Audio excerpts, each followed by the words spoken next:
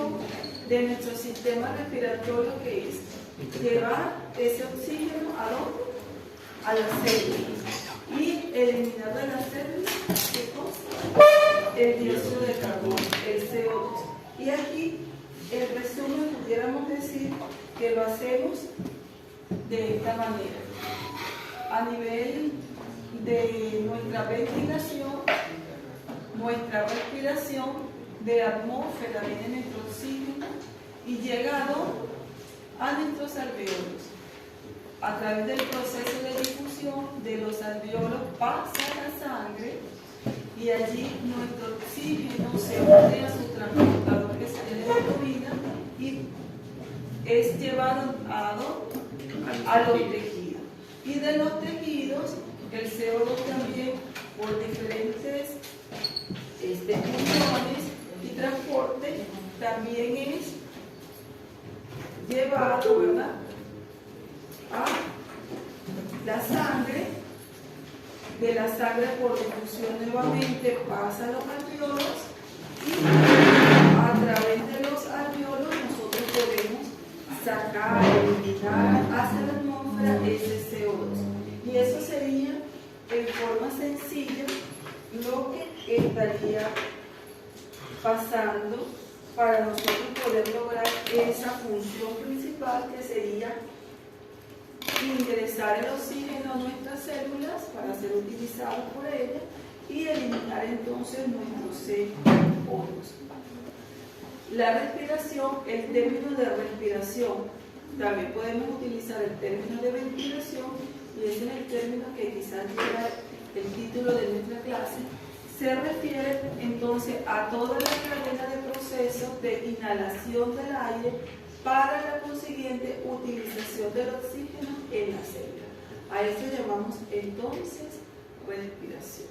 Y para iniciar tenemos nuestro primer dibujito, que nos va a permitir recordar entonces que nosotros, bueno, a través de la respiración llega, ¿verdad?, ese oxígeno, y allí vamos a tener la vía de conducción que va a permitir entonces que pueda llegar en última instancia hacia nuestros alvéolos, pero que va a existir una diferencia de presión entre esa presión atmosférica y la que hay en mi pulmón para que pueda difundir ese oxígeno, ¿verdad? Y aquí tenemos entonces nuestros músculos inspiratorios que van a ser importantes. En este caso el importante y el principal va a ser el músculo diafragmático, ¿verdad? El diafragma, que en la inspiración que hace se contrae y desciende, ¿no?, como lo pueden ver aquí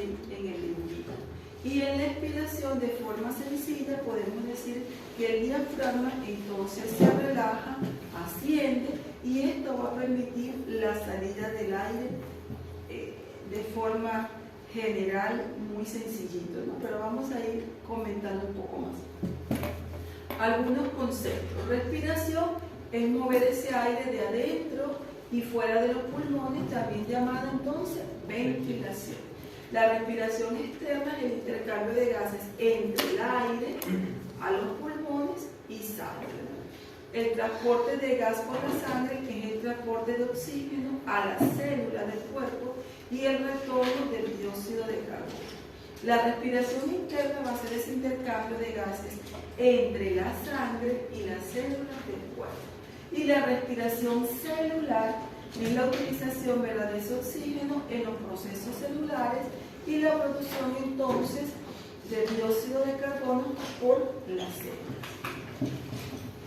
Y aquí, recordando un poco lo que hemos estado conversando, aquí tenemos nuestro árbol bronquial y sabemos que él se va a ir dicotomizando, disminuyendo de tamaño, hasta que por fin tenemos acá nuestra zona respiratoria, nuestra área de intercambio, que va a ser a nivel alveolar. Recordamos entonces que la tráquea y los bronquios están compuestos por cartílagos y se mantienen abiertos en todo momento, ¿verdad?, de ese espacio del aire. La pared de los bronquiolos tiene músculo liso. Este músculo liso, ¿qué hace? se puede contraer o relajarse modificando el flujo aéreo, y hay patologías como el asma, por ejemplo, donde va a haber contracción y va a disminuir el paso del aire. La porción de la vía aérea desde la nariz a los bronquiolos terminales se denomina entonces la zona de conducción, que va a permitir entonces el paso del aire. En ella no tiene lugar el intercambio gaseoso. A través de la zona de conducción, el aire que es humidificado, calentado y filtrado para luego entonces sí poder absorberse, ¿no? Y en la zona respiratoria, ahí es donde vamos a encontrar nuestros alveolos. Los bronquiolos respiratorios se continúan de los bronquiolos terminales y contienen entonces al inicio algunos alveolos en su pared, para luego sí tener francamente nuestra zona respiratoria, donde vamos a tener entonces nuestros conductos alveolares y nuestros alveolos propiamente dichos. Los conductos alveolares, las paredes están compuestas ya por alveolos, y los sacos alveolares vamos a denominar a ese conjunto de alveolos que se van a comunicar entre sí. Las arterias pulmonares llevan entonces la sangre venosa desde el corazón derecho a los pulmones. Las arterias pulmonares se ramifican repetidamente siguiendo al árbol bronquial y hasta formar una red densa de capilar, que viene siendo esta que estamos viendo acá, alrededor de quién, de los alveolos, para que pueda entonces producirse ese fenómeno de difusión. El oxígeno y el dióxido de carbono van a atravesar entonces esa membrana alveolo capilar, que es muy pequeñita y que va a permitir entonces que pueda difundirse el oxígeno y el CO2. La sangre oxigenada entonces deja esos capilares a través de las venas pulmonares y regresa a la aurícula derecha. La ventilación pulmonar entonces consiste en el intercambio de aire entre la atmósfera y los pulmones. El aire se mueve desde una zona de mayor a menor presión, por lo que es necesario la existencia de un gradiente de presión entre la atmósfera y los alveolos. Y ese gradiente puede ser mínimo necesario para que se pueda dar el fenómeno entonces del intercambio. Aquí tenemos nuestros músculos inspiratorios, el diafragma como músculo principal, los intercostales externos, el esternocleidomastoideo, el escaleno y los pectorales. Si ustedes se dan cuenta, pues es fácil recordar y aprendernos que el diafragma es el principal. Y los otros, bueno, todos en contraposición de la hidroinspiración, tienen una intercostales externo, esternocleidomastoideo, escaleno y pectoral. Para como que aprendernos ahí recordando los nombres por si no nos pregunten en el examen. Y los expiratorios son los intercostales internos, contrarios, ¿verdad?, de expiración, y los abdominales. Y aquí podemos decir entonces que durante la inspiración vamos a tener que nuestro diafragma se contrae y desciende, y esto produce que una expansión del cuerpo y favorece entonces el cambio de las presiones pleurales y alveolares, favoreciendo así el paso del aire. Y en la expiración entonces el diafragma se relaja, ¿verdad? Recordando entonces que la expiración es pasiva, el diafragma se relaja y el aire puede entonces salir. ¿Qué pasa con el tórax? Se contrae, ¿verdad? Allí los movimientos de relajación van a permitir que vuelva todo al inicio para luego continuar el ciclo, que va a tener unos pocos segundos de duración y que por lo general nosotros nos vamos a estar en conocimiento de que estamos respirando afortunadamente, ¿no? La presión intrapleural es la presión dentro de la cavidad pleural. Es negativa y permite entonces mantener el pulmón insuflado. No permite que se logre colapsar totalmente, porque entonces de ahí ya dejamos de respirar. Entonces, tiene que haber un equilibrio para que el pulmón no logre colapsarse de forma completa, sino solamente permitir que salga el aire. La presión intrapleural, entonces dijimos que es negativa, y esto se debe a que a la fuerza de retroceso elástico del tejido pulmonar y la tensión superficial que ejercen allí nuestros alveolos. Y esto que tiende al colapso pulmonar, a colapsar el pulmón.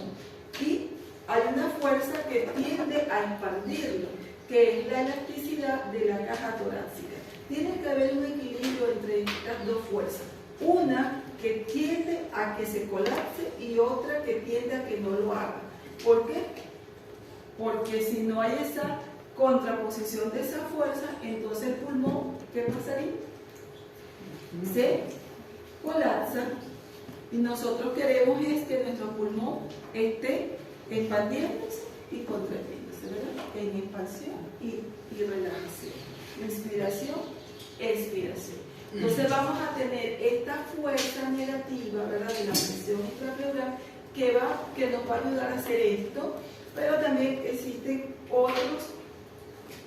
otros mecanismos que también van a permitir que nuestro pulmón no llegue al colapso. Si no fuese así, entonces lamentablemente no podemos respirar. Y cuando hay desequilibrio de esto, no se produce entonces el proceso de la respiración.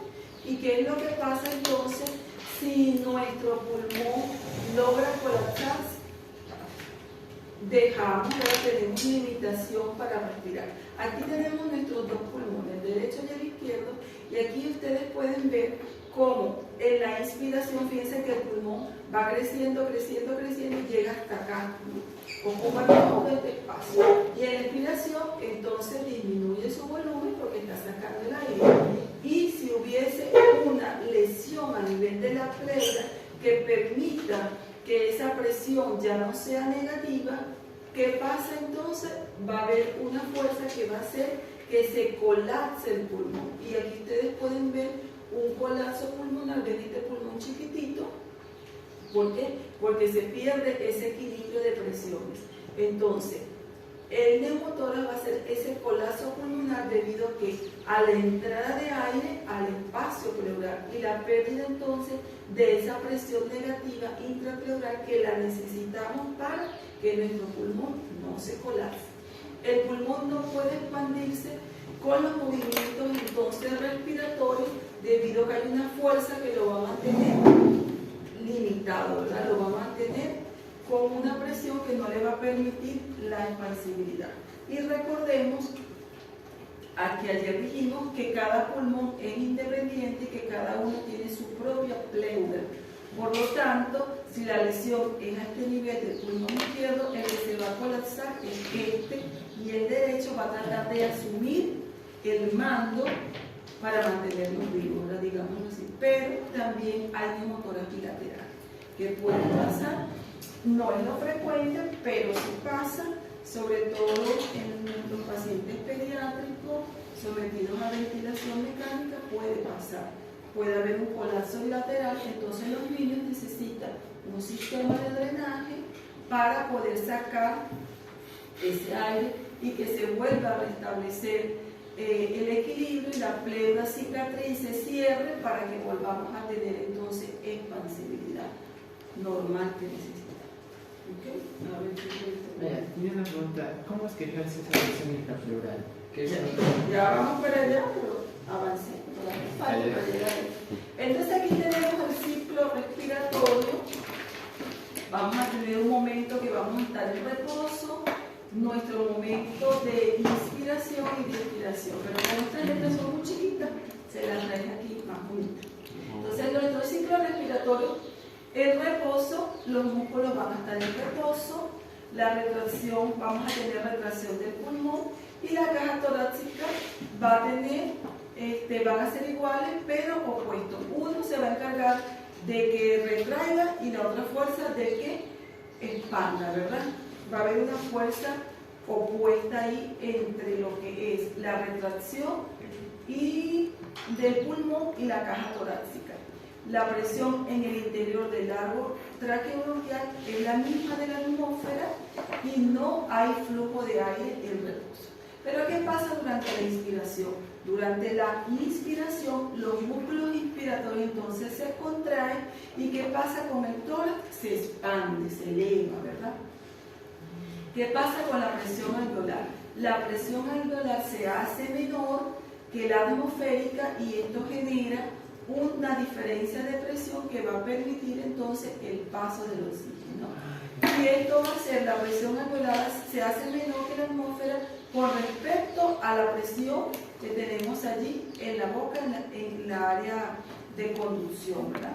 El aire penetra entonces a los pulmones por esta diferencia de presión. ¿Y qué pasa en la expiración?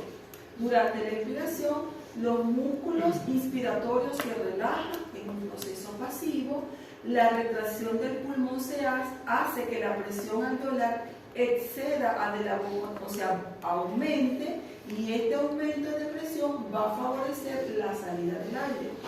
La salida entonces del aire de los pulmones durante la expiración.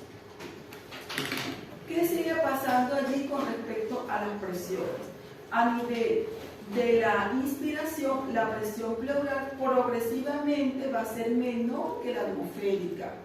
La fuerza de contracción muscular va a estar presente allí para poder expandir la caja torácica y la presión alveolar va a ser menor que la atmosférica. Y esa diferencia de presión es lo que va a favorecer entonces la entrada del aire.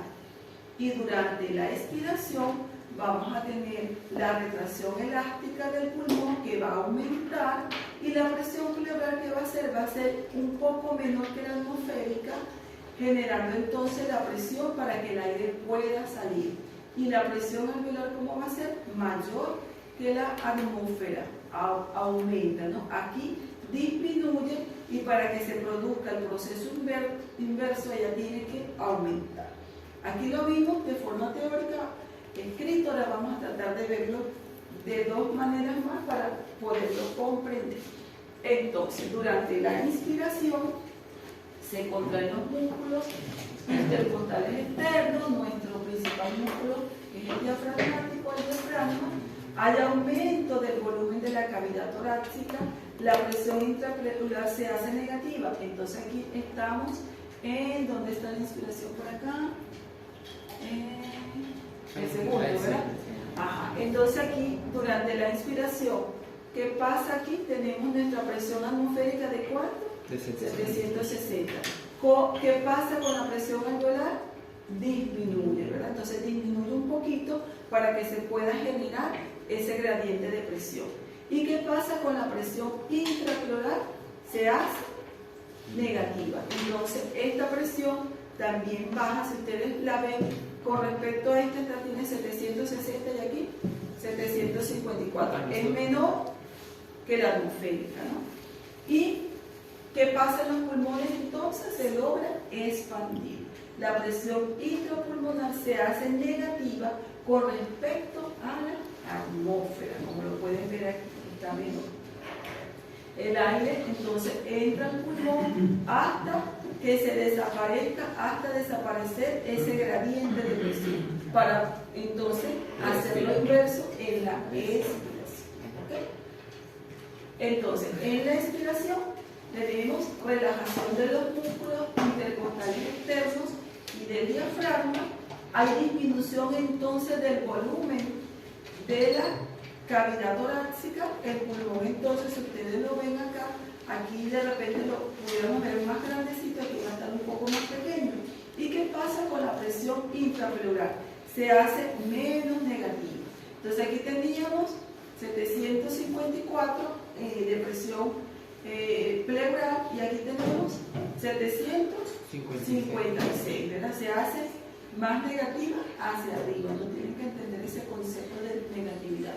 Y la presión intrapulmonar, la que dijimos que aquí había, que estaba en 758, ¿cómo se hace acá? Es mucho más positivo. más positiva, ¿verdad? Entonces la presión intraespecular se hace positiva Y ahí con no. respecto a la atmósfera, y esto ¿qué permite?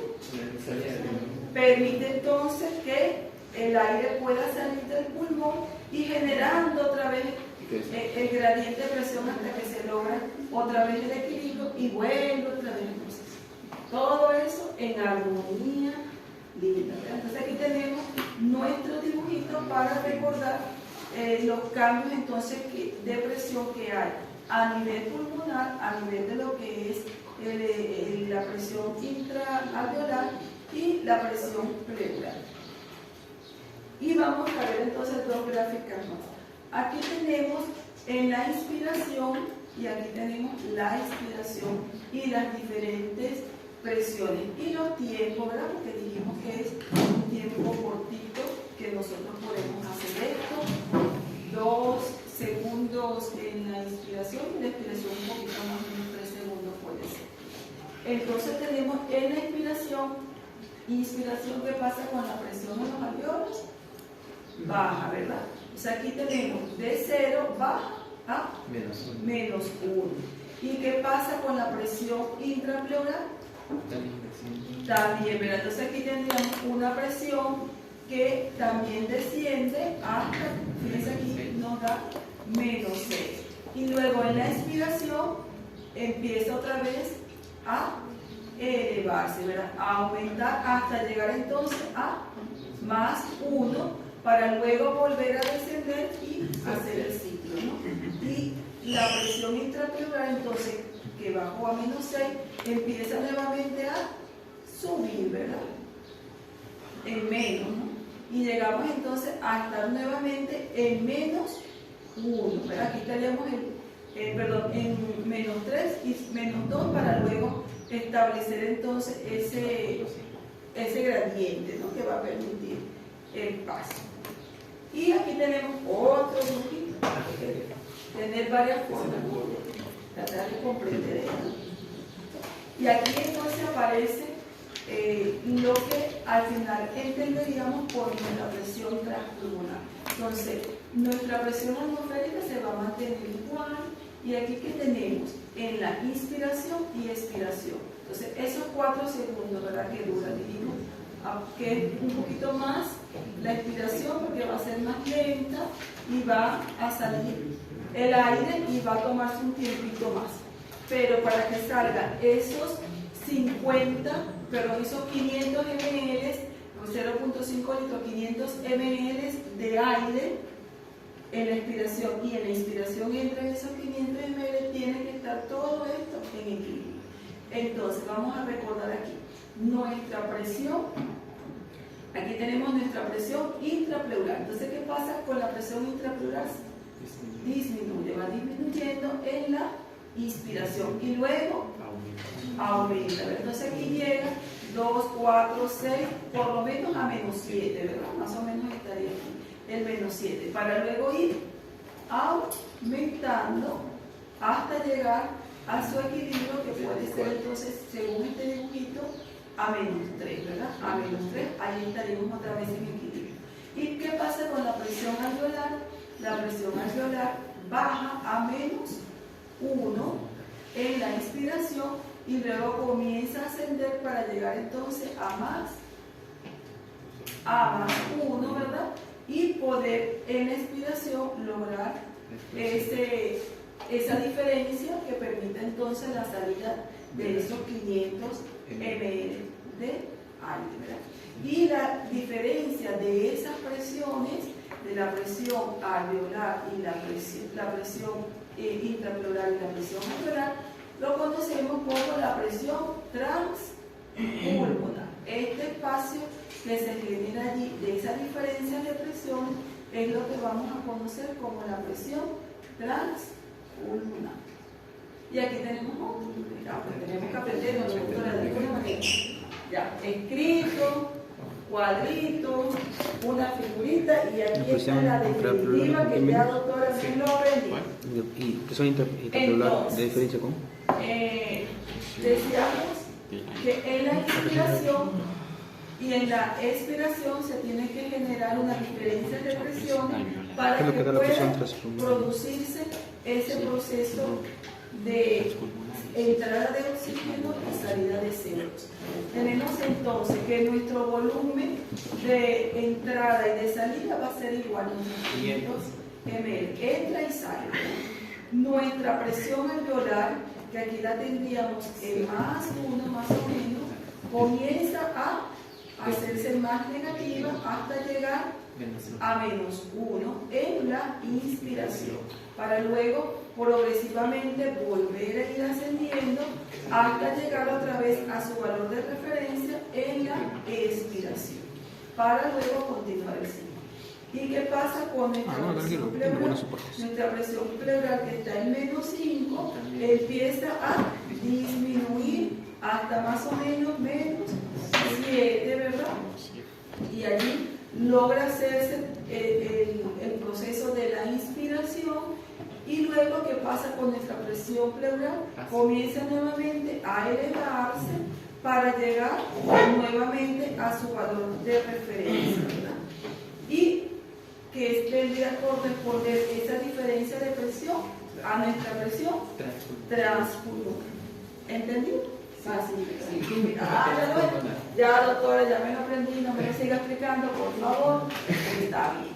Bueno, y aquí es para recordar entonces en la inspiración. Bueno, ya sabemos que es un proceso activo, la inspiración es un proceso pasivo, y va a haber entonces una diferencia de presiones en esta para que nos pueda dar esa presión transpulmonar, haciéndose la presión pleural más negativa y la presión pleural más negativa, y generando entonces esos cambios de presión para que pueda darse entonces la entrada del aire y la entrada del aire, del oxígeno, que es lo que queremos que entre, y la salida entonces del CO2, ¿no? Con las diferencias de presión.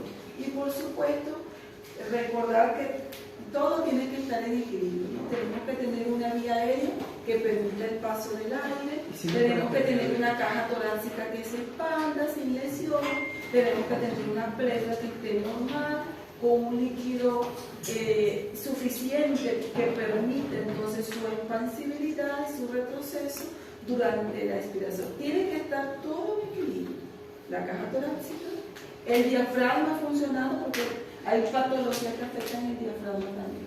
Entonces, tiene que estar el diafragma funcionando, tiene que estar la pleura funcionando, tiene que estar los alveolos funcionando, la vía conductiva sin obstrucción en su paso. Los músculos también tienen que estar funcionando, todo en equilibrio para que esto se pueda dar y se pueda realizar entonces el proceso de la respiración. Determinantes de la ventilación pulmonar. Entonces, las propiedades elásticas de los pulmones y de la pared torácica, tenemos allí la distensibilidad, que es la capacidad de distenderse y de aumentar de volumen. El pulmón, si no tiene esta capacidad de expandirse, tampoco se puede lograr adecuadamente la respiración. Hay patologías que tienen dificultad para permitir la distensibilidad del pulmón, limitan que el pulmón pueda expandirse, ¿no? Y la rigidez es esa capacidad de oponerse al estiramiento, porque imagínense que no hay una fuerza que oponga que el tórax se expanda. Entonces yo respiro, sigue creciendo, sigue creciendo, sigue creciendo y me exploto. ¿Verdad? No tiene que haber una fuerza que se oponga a ese estiramiento, y esa fuerza está dada, ¿verdad?, por la rigidez, la capacidad de oponerse a ese estiramiento.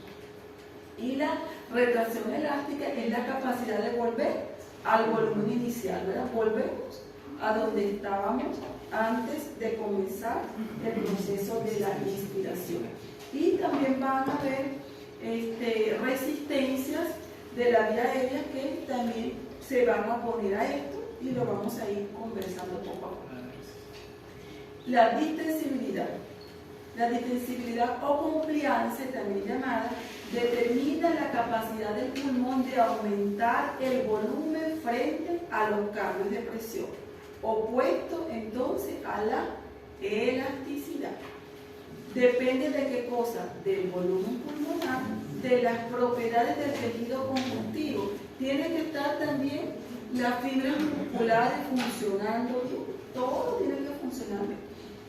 Depende también de la tensión superficial, ¿de qué? Del surfactante y de la interdependencia. Todo esto va a permitir que pueda haber una compliance pulmonar adecuada, satisfactoria, que permita entonces el movimiento de expansibilidad. Y aquí tenemos que la respiración a volúmenes bajos, al volumen residual y altos por encima de nuestra capacidad residual funcional, se realiza en condiciones de baja distensibilidad. Nosotros respiramos normalmente y de repente no utilizamos todas esas fuerzas.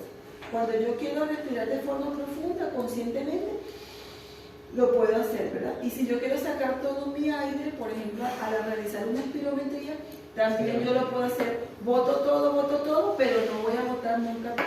Siempre un poquito de aire se va a quedar allí, ¿verdad? Entonces, se realiza en condiciones de baja distensibilidad, por lo que se requiere mayor esfuerzo de los músculos inspiratorios y por lo tanto aumenta el trabajo respiratorio, lo que puede dar lugar a debilidad y fatiga de dicha musculatura. Pero imagínense que yo me ponga a respirar así fuerte, respiro conscientemente. Llega un momento que ya me voy a cansar, ¿verdad? Y si hay una lesión de cualquier tipo, por ejemplo, neumonías, algún colapso, algo que favorezca que yo tenga que aumentar mi frecuencia respiratoria, no lo estoy haciendo de forma constante, pero mi cuerpo necesita equilibrar el oxígeno para que esté un equilibrio en mis tejidos, ¿no? Necesito más oxígeno porque no está pasando el oxígeno adecuadamente, porque mis alveolos, en vez de estar llenos de aire, están llenos de secreciones, organismos. Entonces no respiro bien, no ventilo bien. ¿Qué hace mi cuerpo? Aumenta la frecuencia respiratoria para que pase más oxígeno. Pero llega un momento que mi cuerpo se cansa y ya no puede más. Ya el pulmón se dio. Es donde hablamos entonces que fallaron nuestros mecanismos y entramos en insuficiencia respiratoria. El cuerpo ya no puede más. Entonces, ¿qué hace? El médico brinda oxígeno. Ya, pues no te canses tanto, toma oxígeno. Pero llega un momento que el oxígeno dándomelo ya mis pulmones ya no pueden más, ya hay debilidad, fatiga, como dicen. Entonces el paciente va a una ventilación mecánica. Tú no puedes respirar por ti mismo, yo respiro por ti. Me conecta mismo, ventila, que sería una de las clases. Y así más o menos vamos a ir comprendiendo todo esto, porque es poco a poco. Estamos recién iniciando el mundo de la respiración aquí. Ok, entonces, con respecto a las propiedades del tejido conjuntivo, aquí tenemos enfermedades que pueden aumentar esa distensibilidad, como el enfisema, patologías que pueden disminuir esa distensibilidad, ¿verdad? La fibrosis pulmonar, el edema pulmonar, la telangiectasia no permite, ¿verdad?, que el pulmón pueda distenderse, pueda expandirse adecuadamente. Y aquí entonces vemos en estas patologías que disminuyen, ¿verdad?, la compliance, ¿verdad? Disminuyen la compliance y hay otras que pueden aumentar esa compliance. Lo normal es que nosotros estemos siempre en ese equilibrio de las presiones. Tiene que haber un equilibrio de la presión, de las diferentes presiones, y en este caso de la presión pleural, para que este flujo de aire se pueda dar de forma satisfactoria como lo que esperamos. Y existen también patologías que pueden alterar ese retroceso elástico, que el pulmón no pueda retrocederse de forma adecuada. ¿Qué lo disminuye? Por ejemplo, el enfisema, y que lo aumenta, por ejemplo, la fibrosis. Dijimos que estas dos fuerzas son opuestas. Por eso entonces aquí el enfisema, que dice, lo aumenta. ¿Y dónde está aquí el enfisema? lo disminuye, porque son opuestos en la fuerza, como ya lo habíamos dicho anteriormente. Y ahora venimos a nuestra tensión superficial, que aquí es importante recordar nuestra sustancia, ¿verdad? Nuestro surfactante, que va a ser esa sustancia que va a evitar que el alveolo pueda colapsar. Recordemos entonces que nuestro alveolo va a tener una capita de agua, una capita de agua, y las moléculas de agua tienden a estar juntas, a unirse unas con otras. ¿Y qué hace el alveolo? Corta eso para que no se unan y no colapse entonces el alveolo. El alveolo entonces no se cierra, y eso sería en líneas generales lo que va a hacer, ¿no? Y aquí tenemos nuestro concepto de tensión superficial. La presión es mayor en los alveolos más pequeños. Entonces tenemos, si yo tuviese un alveolo grande y un alveolo pequeño, según la ley de Laplace, que dice, la presión es 2 veces la tensión superficial en radio.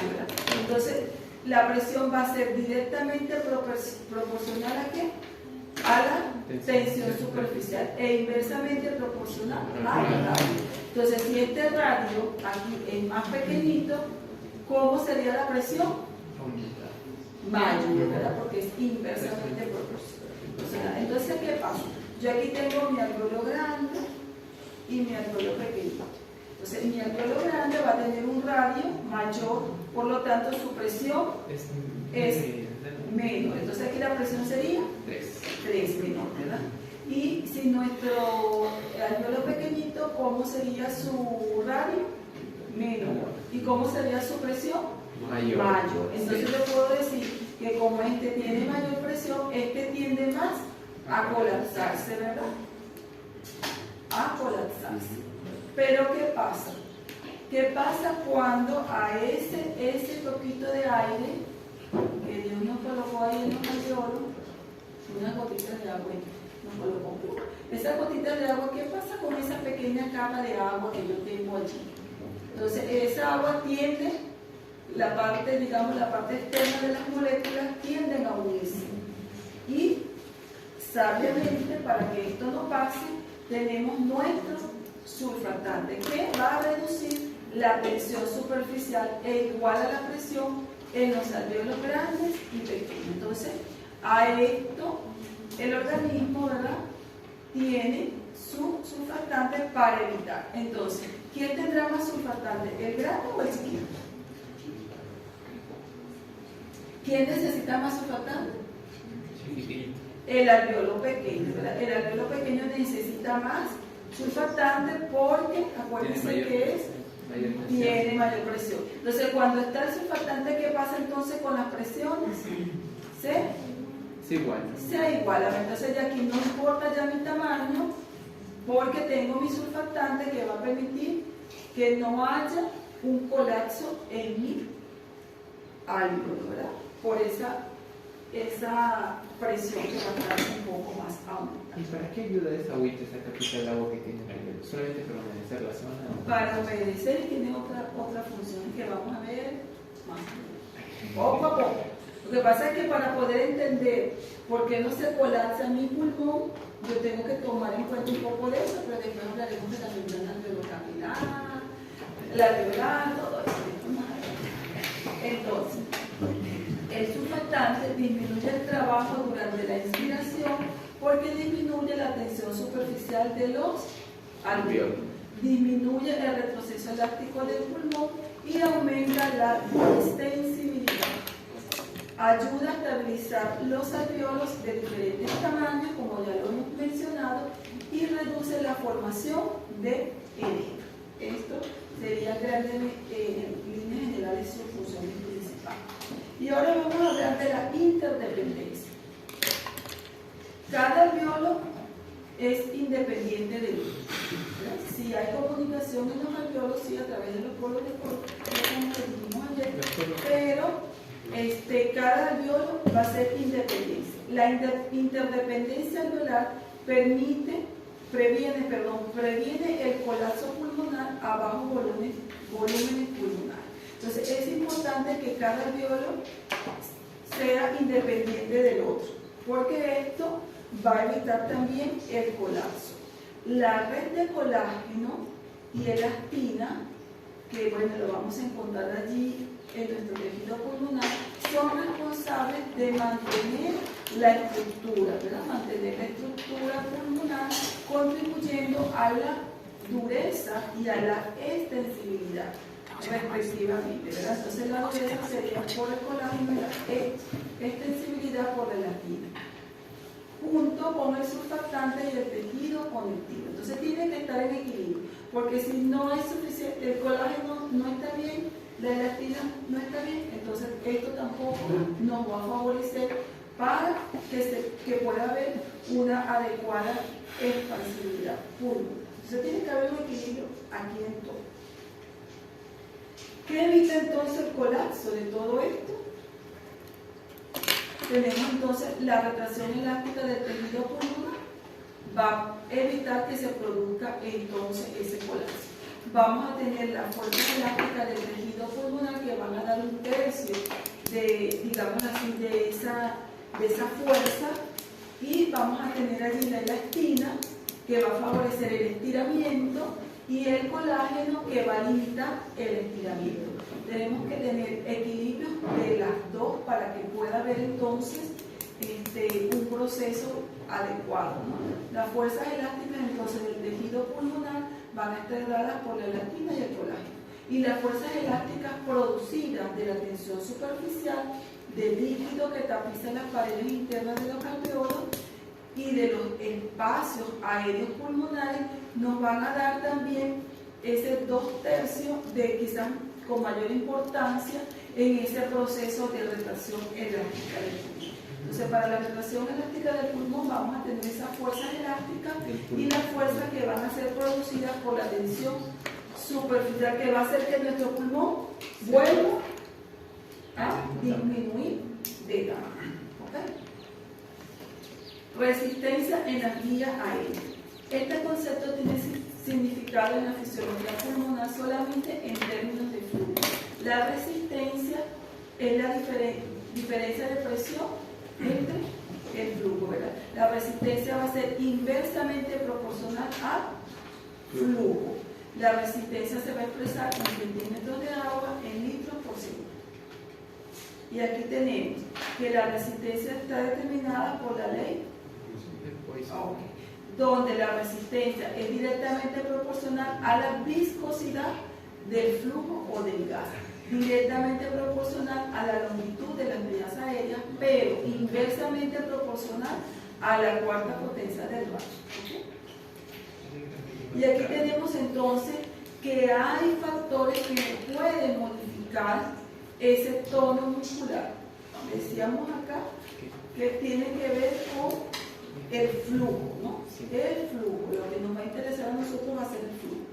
Entonces, hay situaciones que van a favorecer que el flujo se limite, o que el flujo, digámoslo allí, no se limite. Entonces, el tono bronquial es importante que también esté en equilibrio. ¿Qué pasa cuando el tono aumenta en la constricción, ¿verdad? Hay constricción de los músculos bronquiales. ¿Qué pasa entonces? Hay limitación del flujo y hay aumento de la resistencia. ¿Y qué pasa si el tono bronquial disminuye? Hay dilatación, ¿verdad? Si hay constricción, es que hay dilatación. ¿Qué pasa con la resistencia? Va a ser lo opuesto, va a disminuir, disminuye la resistencia. Entonces, ¿qué va a favorecer esa diferencia? Algunos estímulos, algunos factores, como dice aquí. Y aquí tenemos los factores que pueden aumentar la resistencia, serían los estímulos simpáticos, la acetilcolina, la metacolina, la histamina, la serotonina, y la disminución de la presión del CO2, importantísimo. ¿Y qué va a favorecer la disminución de la resistencia? Los estímulos simpáticos, los beta-2 agonistas el salbutamol. El salbutamol, ¿qué va a hacer? Disminuir ese tono, ¿verdad? Como los pacientes asmáticos, que el bronquio está contraído. Entonces, ¿qué hace la medicina? Relaja. ¿Y esto qué va a hacer? ¿Qué va a conllevar? A disminuir la resistencia, a broncodilatar ese bronquio. El óxido nítrico, el aumento de la presión de CO2 y la disminución de la presión de oxígeno. Entonces, esto se lo tienen que saber también, que me puede aumentar mi resistencia y que puede disminuir mi resistencia. Y aquí podemos ver todos estos dibujitos para poder quizás comprender. Aquí tenemos nuestro bronquio normal. Dijimos que todo tiene que estar en equilibrio. Entonces, si hay algo que me altere ese equilibrio, ya yo puedo interpretar que algo va a pasar. Entonces, en este caso, mi luz bronquial en equilibrio con mi tejido elástico, mis fibras elásticas, mis músculos bronquiales, todo está en equilibrio. Pero, ¿qué pasa en la situación A? ¿Qué dice la situación A? ¿Qué pasa con el tejido bronquial? Está aumentado. ¿Y qué va a pasar con la luz? Disminuye. ¿Y qué va a pasar con la resistencia? Va a aumentar. Va a aumentar. ¿Qué pasa si hay un proceso inflamatorio? Empieza a haber hipersecreción de moco, bronquiolitis, por ejemplo. Aumenta la secreción de moco dentro de esos bronquios. ¿Qué pasa? Esos bronquiolos aumenta. ¿Qué pasa con la luz? La luz bronquial, en este caso de los bronquiolos, disminuye. ¿Y qué pasa con la resistencia? Aumenta. Y si hay lesión de ese tejido, de esa fibra, también ¿qué va a pasar con la luz? También va a estar disminuida. ¿Sí? Tampoco va a haber un tejido de fibras musculares que estén de forma normal, como ustedes las pueden ver aquí. Se pierde entonces la forma, inclusive el tamaño disminuye. Entonces podemos tener situaciones que van a alterar mi flujo. ¿Por qué va a alterar? Porque va a aumentar la resistencia, ¿verdad? Entonces mi volumen se va a ver limitado, la entrada del aire se va a ver limitada por estas situaciones en línea general. Entonces aquí tenemos, ejemplo, la broncoconstricción en el asma, ¿verdad? Se contrae y disminuye la luz. La inflamación, de repente en la bronquiolitis hay un proceso inflamatorio, se inflama. ¿Y qué pasa con la luz? Disminuye. Hay aquí aumento de la secreción de moco, pues esto también va a favorecer que la luz se altere, ¿verdad? Y toda disminución de esa luz bronquial me va a conllevar a aumento de mi resistencia. ¿Y qué pasaría en los niños? Entonces, ayer dijimos que su tamaño era todo más chiquitico. Imagínense ustedes en un pequeñito a nivel de su luz. Fíjense, lo normal, aquí tendríamos una luz de 4 milímetros, por ejemplo. En el adulto es el doble.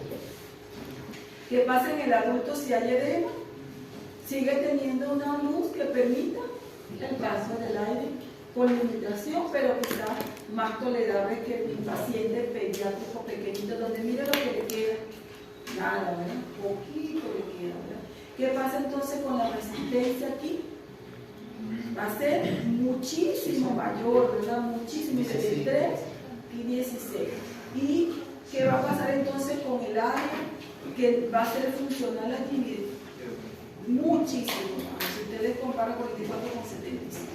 Entonces aquí tenemos todas esas situaciones que me pueden producir espasmo, ¿verdad? Espasmo de los músculos, capa inflamatoria y moco allí que va a favorecer que esta luz disminuya y va a ser muy notorio en nuestros pacientes pediátricos. Por eso nuestros niños pequeñitos, menores de 2 años, los procesos respiratorios en ellos pueden ser muy severos, los procesos respiratorios. ¿Okay? Y hasta aquí llegamos hoy, cosa que tengan unos minutitos para prepararse para su práctica.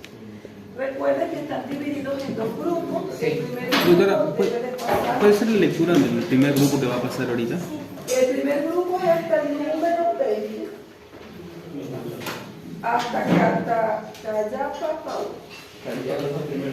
¿Desde quién? ¿Desde quién? Desde la Alfredo. Ah, desde Abrego.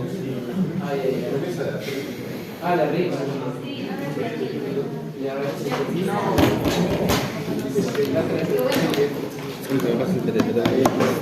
Confío en ti, Samuelito. Te he dado 3 naranjas. Te voy a dar 7 más. Que me robé el comedor. Suscríbanse, comenten. Di algo, Samuelito. Di algo. Salud. Corta. A ti no te estoy grabando. Sabes que lo voy a cortar acá, ¿no? Ah, tan bueno.